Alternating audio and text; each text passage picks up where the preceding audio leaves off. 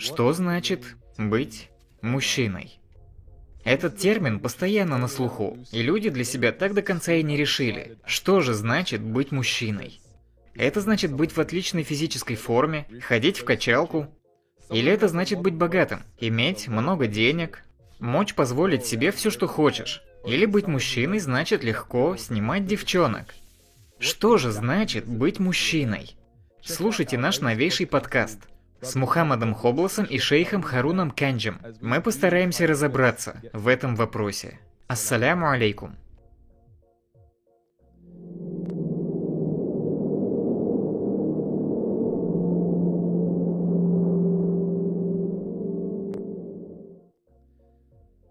Вот самое интересное в вопросе, кто есть мужчина, то, что, вот скажу, лично по себе, в жизни не видел настоящего мужчину.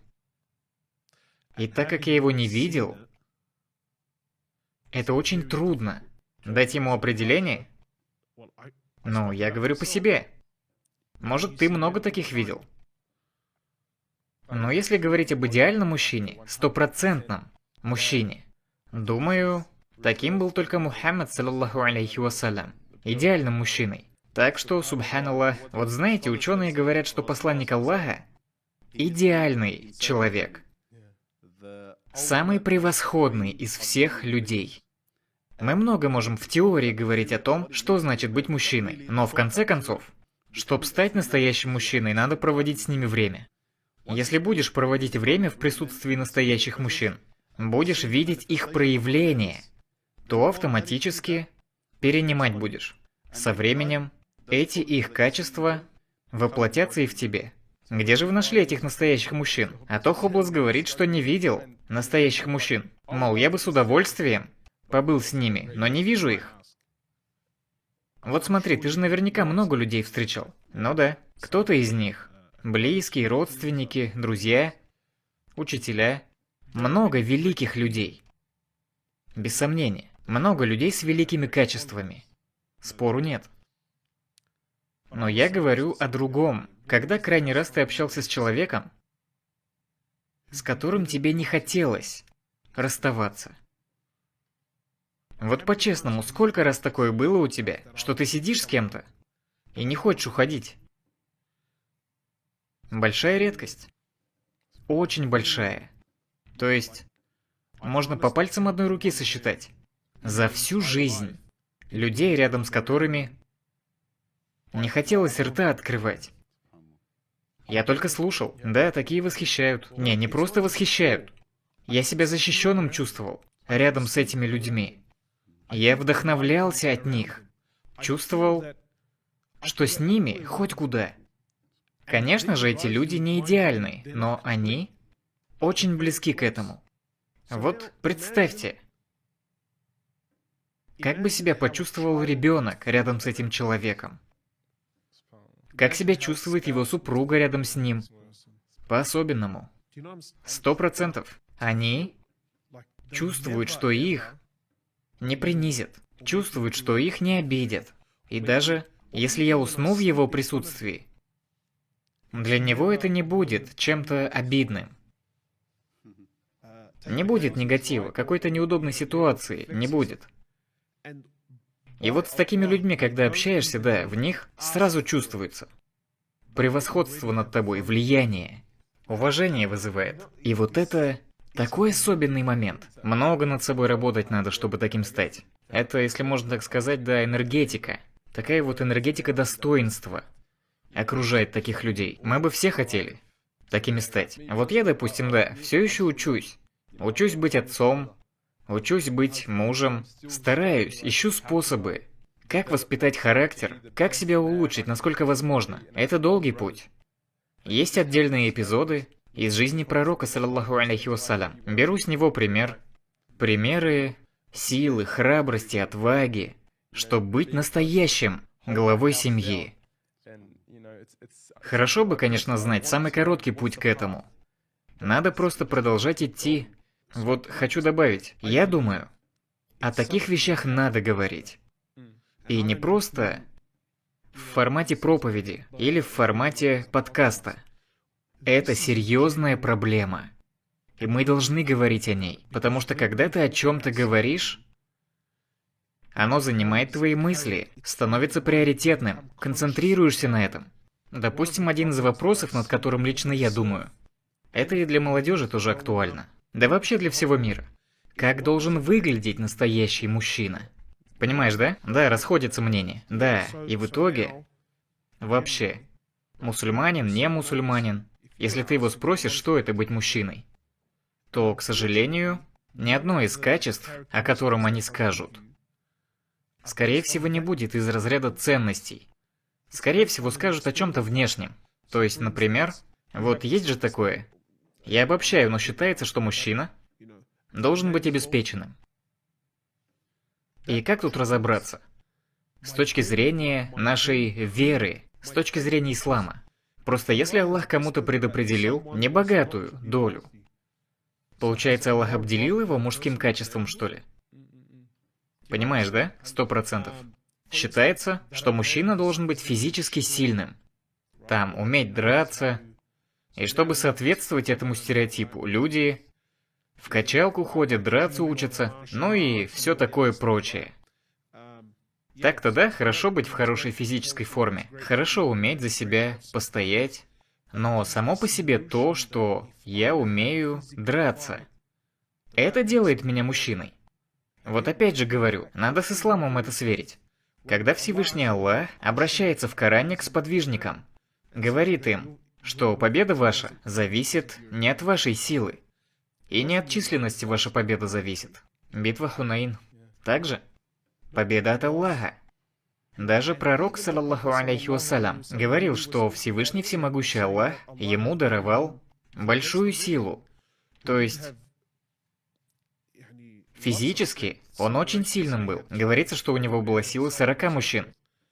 И в то же самое время пророк ежедневно, поминая Аллаха, повторял такие слова: «Нет силы и мощи, кроме как у Аллаха». Я это сравниваю с общепринятым мнением. Человек смотрит, ему в кино показывают там образ мужчины, каким он якобы должен быть. Потом я читаю о пророке, читаю Коран или истории сподвижников. Противоречие. Там все не так, как нам показывают. Это как Абдулла бин Мас'уд вроде. Залез на дерево. Стали видны его голени, люди смотрят, смеются, а пророк говорит, его голени тяжелее горы Ухуд, несмотря на телосложение. Он был очень сильным человеком. В конце концов, не все сподвижники были физически сильными, накачанные там. У некоторых было худое телосложение. Но когда доходило до дела, там сомнений-то не было, потому что у них с мужскими качествами было все в порядке. Раз уж о битвах заговорили, так-то, я думаю, важный это момент. Мусульмане действительно должны уметь постоять за себя. Надо это уметь. Среда же враждебная местами. И вот насчет этого посланник Аллаха, саллаллаху алейхи вассалям, сказал, силен не тот, который может побороть человека, а сильный тот, кто может гнев свой сдержать. То есть, в руках держать себя, эмоции контролировать, не терять самообладание. А то люди из себя выходят по малейшему поводу. Например, взять тех, кто на стероидах сидит, а на дороге чуть подрезал кто, сразу в крик. Ага. И вот, кстати, смотри, в плане силы, вот пророк, саллаллаху алейхи вассалям, был самым сильным. И действительно, в нашей среде полезно быть сильным. Но почему? На Бога надейся, сам не плашай. Я знаю, шейх. Я просто что хочу сказать. Это из-за исламофобии? Пророк Мухаммад, саллаллаху алейхи вассалям, пережил самую большую исламофобию за всю историю. Также, и в то же самое время, хоть раз пророк, саллаллаху алейхи вассалям, применил насилие к какому-то человеку. В смысле, не на войне. Даже если взять избитый пример со случаем, когда пророк боролся с человеком, в итоге поборол его. Это ж было просто мирное состязание. Все добровольно, и то это только для того было сделано, чтобы показать, какой милостью Аллах его наделил. А сегодня получается так, что я вижу ребят в качалке, один другому говорит: брат, надо быть готовым. Люди зацикливаются. Паранойя охватывает их вот это. Будто в 5 утра надо подорваться, выйти и с 7 справиться. Зачем перегибать? Брат, надо быть готовым. Приведи мне хоть один пример к чему. Понимаешь, да? Когда мы смотрим на жизнь пророка, саллаллаху алейхи вассалям, в общем, вообще в целом, да, он был сильным, но он не зацикливался на этом. Это вот смотри, например, представим такую ситуацию. Посланник Аллаха действительно был сильнейшим. Передается от нашего господина Анаса бин Малика. Он сказал: мы говорили, что у пророка была сила 30. То есть, конечно, никто с ним не сравнится. Даже наш господин Омар, известный сподвижник, тоже сильным был. И как было? Если посмотреть на историю того, как он принял ислам, говорится, что он пришел в дом Аркама. И передается, что посланник Аллаха взял его за плечи и встряхнул. Всего раз. И от этого наш господин Омар, да будет доволен им Аллах, на колени упал. То есть, представляете, да, силу посланника Аллаха? Я вот еще уточню, насчет Омара передают, что у него предплечье было толщиной с бедро обычного человека, здоровым был. Я не верю в это. Если честно, мне кажется, преувеличено это. Просто арабы его восхваляли. Это как сказать: парень как лев. Но не буквально же. Просто выражение такое красивое. В общем, очень сильным он был. И вот, возьмем, например, такую ситуацию. Пророк, саллаллаху алейхи вассалям, просто идет, и Абу Джахль, проклятый человек, подошел к посланнику Аллаха и плюнул ему в лицо. Он оскорблял его. Таким-сяким называл. Было даже такое, что он душил его. Представляете? И пророк, саллаллаху алейхи вассалям, не сделал ему ничего. Он стерпел. Для него это было не особо важно. Он мыслил глобально. У него была большая миссия. Она и занимала его разум. А то, что мне досаждают, да и пускай. Даже если он меня унижает, он ради Аллаха все делал. Он не зацикливался на приземленных вещах. Не считал это особо значимым. Тут же получается, смотри как. Вот это и есть мужское качество. Уметь прощать. Вот такая сила должна быть у мужчины. Не придавать значения тому, что тебе причинили. Взять и простить. Отпустить. Так тяжело это. И, кстати говоря, мы кое-что недопонимаем. Вот смотрите. Мол, я ничего не могу ему сделать, поэтому так и быть прощу. То есть, понимаешь, да? Я все равно справиться с ним не могу. Так что прощаю. Настоящее прощение – это когда ты можешь отомстить. Как пророк, саллаллаху алейхи вассалям, он когда Мекку захватил, он мог отомстить тем, кто его притеснял. Имел возможность. А что он сделал? Простил. Был великодушен. Как Аллах сказал, он простил их за все, что они сделали, обижали его. За все насилие к пророку и к его сподвижникам. Тут ты и понимаешь, что он настоящий мужчина. Какими Аллах и хочет, чтобы мы были, говоря об этом в Коране. Помню, Хоблс однажды в лекции сказал, что люди показывают себя мужчинами только перед теми, кто сдачи не даст. И смотри, сколько сегодня таких примеров. Это сплошь и рядом. Если у человека нет братьев, нет сильных друзей, понеслась. Это вот даже в семье, да. Некоторые мужчины себя строят только дома у себя. Типа он мужчина, у себя дома. Жена не смеет голос на него повысить, головы даже не поднимает. Типа вот что такое настоящий мужчина. Но если мы сравним с жизнью пророка, саллаллаху алейхи вассалям, там не так. Например, вот вам один достоверный хадис. Абу Бакр, да будет доволен им Аллах, пришел дочку Аишу навестить. Аиша была женой пророка. К дому такой подходит и слышит, как дочка его повышает голос на посланника Аллаха. Он заходит и хочет ее поправить. Хочет приструнить ее, мол, что она себе позволяет. Хотел шлепнуть ее. Дескать, ничего себе, моя дочь на самого пророка голос повышает. Абу Бакр хочет подойти к ней, но пророк говорит, мол, оставь ее. Нормально, не трогай ее. В итоге Абу Бакр ушел, разозленный. Пророк, саллаллаху алейхи вассалям, говорит жене, мол, Не сердись на меня. Я ж тебя от папы спас. Но в итоге все улеглось. Через несколько дней Абу Бакр, да будет доволен Аллах, вернулся.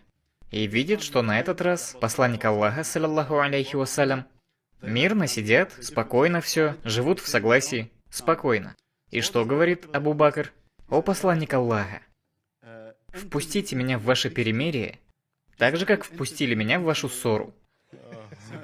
Посланник Аллаха говорит, мол, нормально все. То есть, смотрите, в плане физической силы никто не мог сравниться с посланником Аллаха. Но дома он был услужливым, не делал из мухи слона, когда дома не ладилось что-то.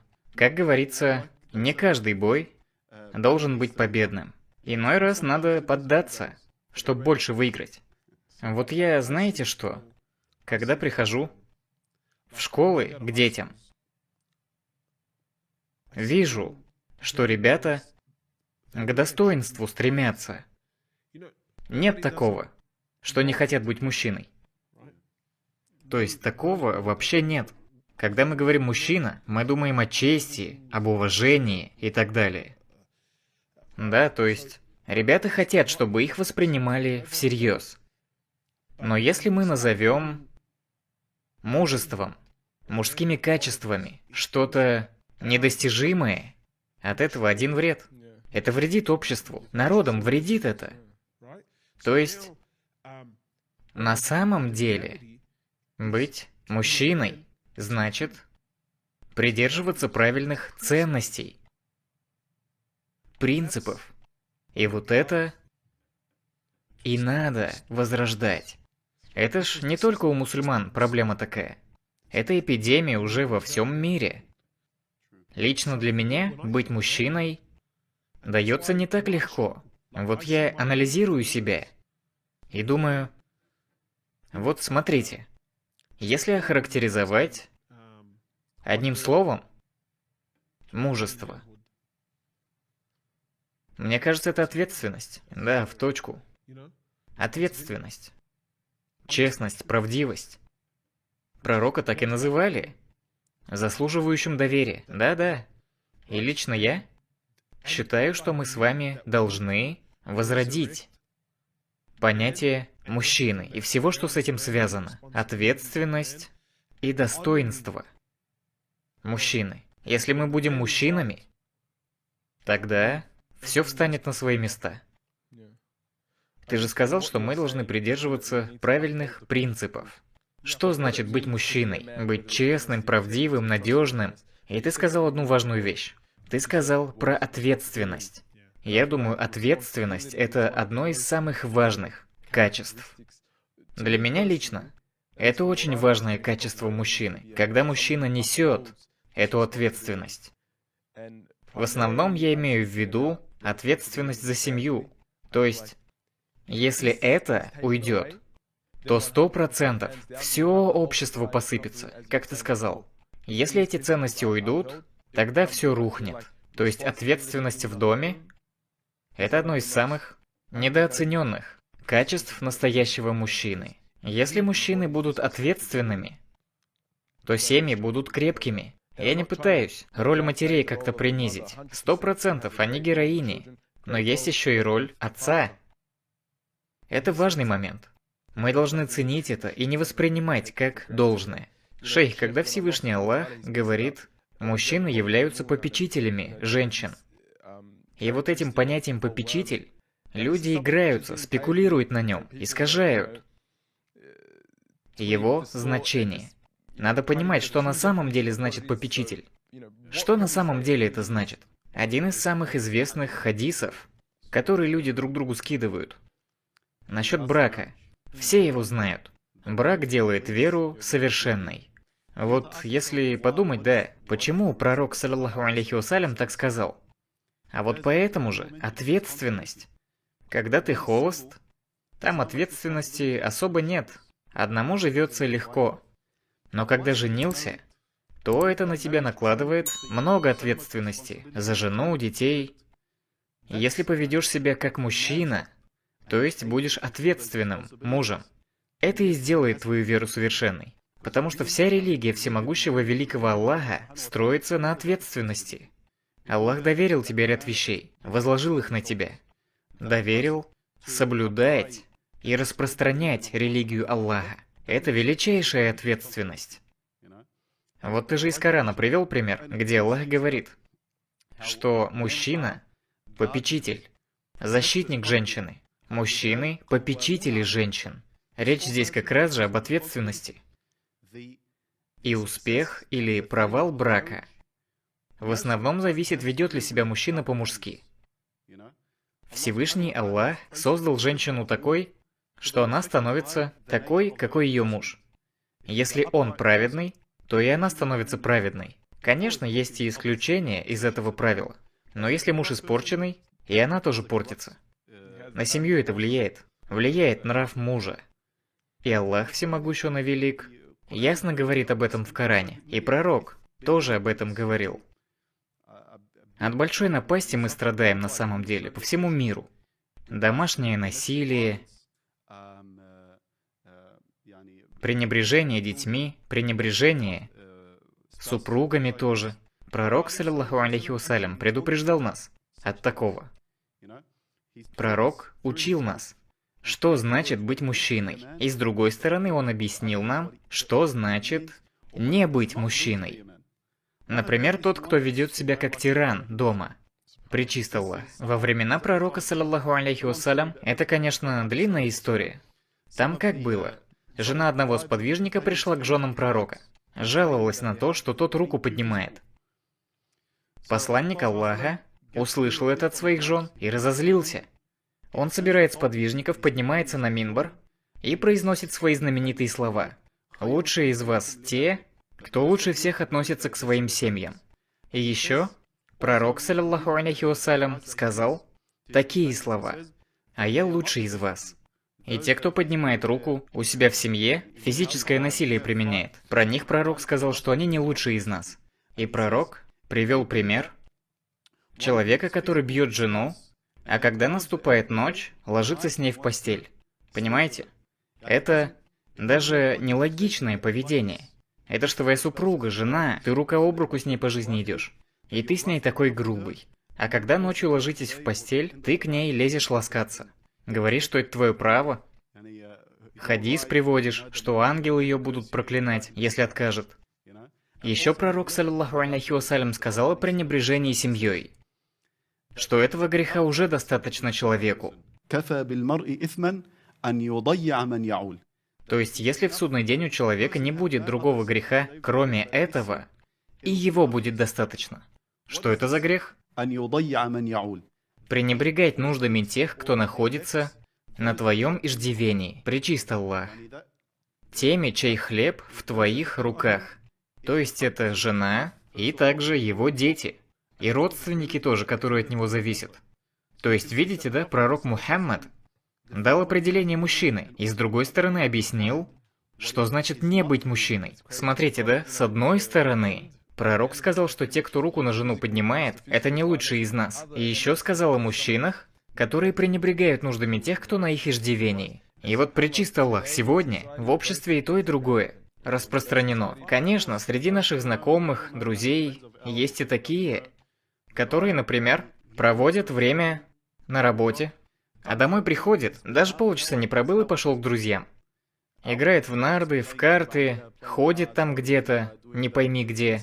И он еще ожидает, что придя домой, семья будет радостно встречать его, воздавать ему почести, проявлять уважение. Так-то это довольно опасно, потому что все это происходит под предлогом того, что, мол, имею я право отдохнуть. Я же могу как-то халяльно развлечься. Так-то это нормально, если твои развлечения дозволены Аллахом. Но мы не совсем отдыхаем, а скорее убегаем от своих обязанностей перед семьей. И все это под предлогом отдыха после работы. То есть, в этом и кроется основная проблема. Насчет ответственности и обязанностей. Вот, смотрите.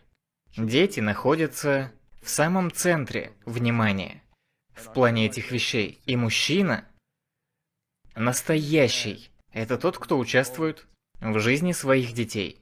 Потому что, как мы уже сказали, когда мужчина отлынивает от ответственности, общество рушится. И один из симптомов этого – это когда дети морально портятся. Нужно отцам поддерживать с ними отношения. Надо мужчине с детьми часто быть. Помню, шейх Харун рассказывал известный хадис, что пророк, саллаллаху алейхи вассалям, подошел к своему внуку Хасану и поцеловал его. Кто-то увидел и говорит: «У меня 10 детей, ни одного не целовал». То есть теплые отношения мы видим пророка к своим внукам. Он рядом был, внимание уделял. Он каждый раз целовал в лоб дочку Фатиму, да будет доволен ею Аллах, каждый раз, когда заходил в комнату. Он уделял внимание, любящим был, связь эмоциональную поддерживал. Для мужчины, для отца это настолько важно быть с семьей, чтобы общество было полноценным. И я думаю, что мы вот на этом должны акцентировать внимание, говоря об обществе. Для мужчины я новоиспеченный отец, мне может рано говорить. Но я все равно ж понимаю, что нужно будет стараться. У Хобласа-то, машаллах, семья-то большая, да благословит Аллах. Видел, да, шейх, как он показал? У тебя, наверное, больше прав об этом говорить. Это очень важно, и не стоит недооценивать эти моменты. Не только физически присутствовать, но и эмоционально. У пророка, саллаллаху алейхи вассалям, была эта эмоциональная связь с детьми. Это нельзя недооценивать. И вот насчет эмоций. Вот, не знаю, как вам, ребят, но мне кажется, что сегодня считается, что мужчина не должен выражать эмоции. И мы это видим. Каждый день суровым должен быть. Ну, суровым, грубым, типа хладнокровным. И вот на самом деле мужчина лучше умеет контролировать свои эмоции. Даже пророк, саллаллаху алейхи вассалям, да и много среди сподвижников его тоже было примеров. Когда был подходящий момент улыбнуться, он улыбался. А когда пророк, саллаллаху алейхи вассалям, сердился, это было заметно. Видно было, что он гневается. А в эмоциональные моменты они плакали. Да, было. Да, то есть... И это только подчеркивало их мужественность, не лишало их каких-то мужских качеств. Вообще люди, не то что мужчины, а вообще люди в целом созданы такими. У нас есть эмоции и физический канал, через который мы проявляем эмоции. Да и плюс к этому, когда эмоции сдерживаешь, это ж плохо отражается на здоровье, на психике. Аллах создал нас такими. Бывают проблемы. Пророк плакал, саллаллаху алейхи вассалям, когда умер его сын. А пророк был самым терпеливым. Но в то же время плакал он. И когда его спрашивали об этом, он говорил: это милость Аллаха. Назвал это милостью Аллаха. Не надо это сдерживать. Не думайте, что сдерживая эмоции, ты более мужественен. Ты себе вредишь, это исследование. Сдерживать эмоции – это не мужество. Это вот как ребята молодые, когда в религию приходят, напускают на себя такой вот важный вид. Типа теперь я религиозный, надо серьезным быть. Хмуриться больше, чем улыбаться. Какой-то маски нужно придерживаться. Люди думают, что вот так себя надо вести. Хотя пророк себя так не вел. Он, саллаллаху алейхи вассалям, другим был. Он всегда был гостеприимным, всегда. Людям всегда нравилось с ним рядом быть, спрашивать его о чем-то. Всегда можно было ему вопрос задать. А сейчас, к сожалению, жены и мужей даже своих боятся. Дескать, как я с ним поговорю? Эмоции свои не хочу показывать ему. Что он подумает обо мне? И это накапливается, как снежный ком. Реально. А когда люди эмоции не могут свои выражать, эмоции эти, к сожалению, выйдут через негатив. Рано или поздно людям все равно придется все это наружу вылить. Депрессия, одиночество, страх. Во что-нибудь это выльется. Надо иметь управлять своими эмоциями, направлять их. Посланник Аллаха, саллаллаху алейхи вассалям, выражал эмоции. И в то же самое время понимал эмоции других. Это как он пришел же однажды к братишке Анаса бин Малика. Тот ребенком еще был. Пророк его успокоил. Он просто видел, что ему грустно. У него птичка умерла, и пророк подбодрил его. Субханаллах. Это мужество тебя не лишает же.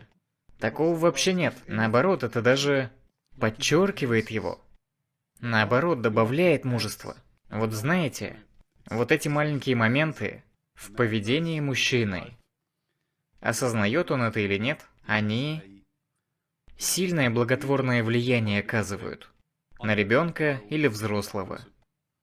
Как на примере Абу Умейра. Ему всемогущий великий Аллах не предписал долгую жизнь, но представьте, если бы предписал, он бы состарился и 100% рассказывал бы эту историю, что, мол, так и так, пророк меня успокоил.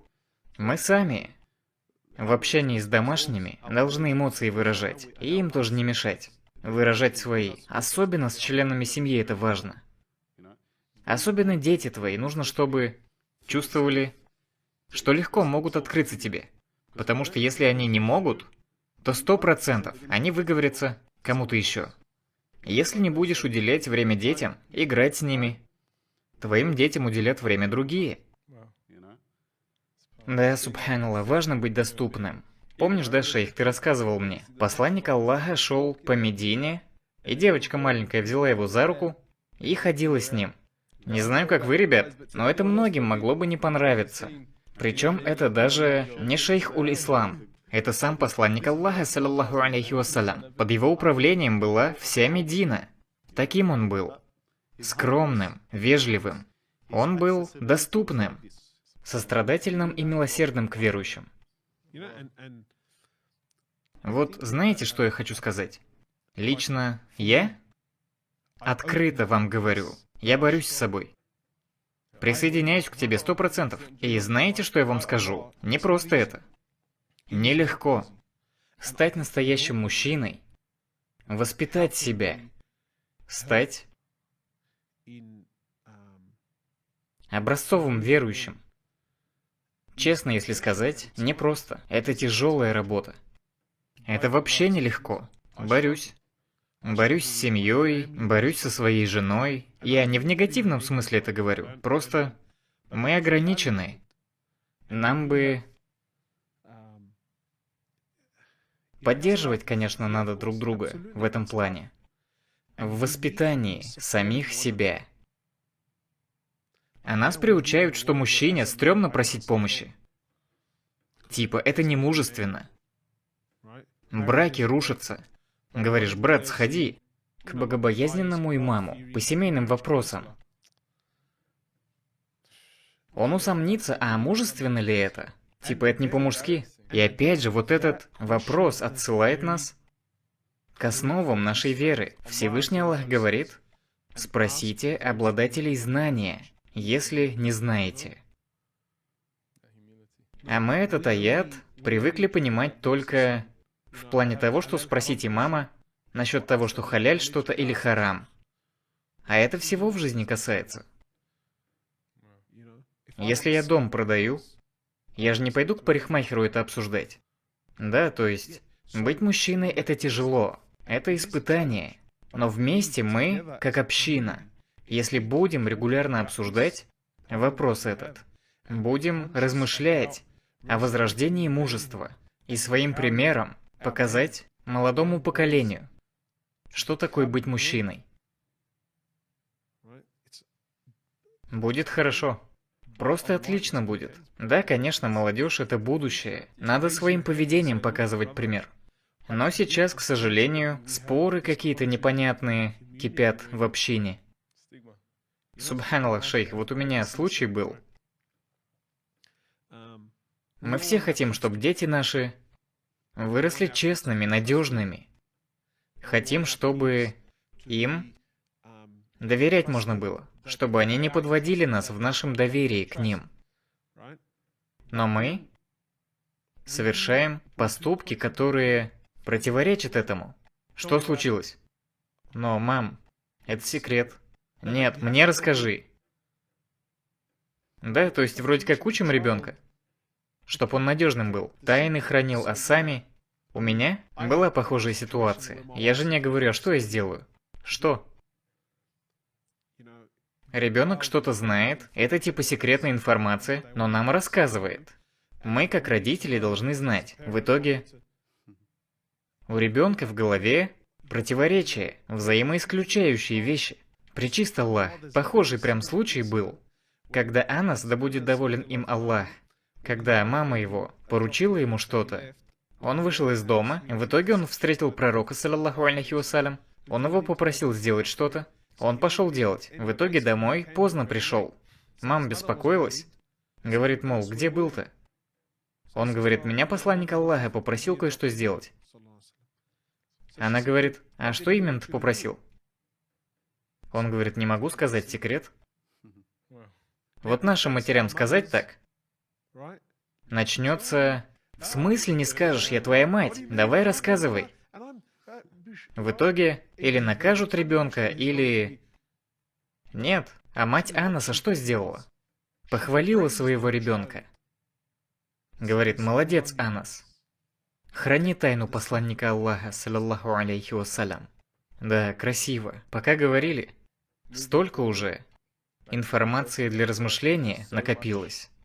Для анализа. У меня тоже, конечно, возникают трудности, есть испытания. Дома у себя, в общении с семьей, в общине. Но надо просто быть настолько праведным, насколько получится. Стараться. Дай Бог, надеюсь, и справимся. Иншаллах, есть надежда. Мы хотя бы разговариваем об этом. Наши предки были праведными. Был такой период в истории. И я верю, он может вернуться. Помолимся Аллаху. Может, шейх Харун сделает дуа? Я бы хотел закончить на том, что перед нами вопрос на $1 миллион. Как мне работать над собой, чтобы стать мужчиной?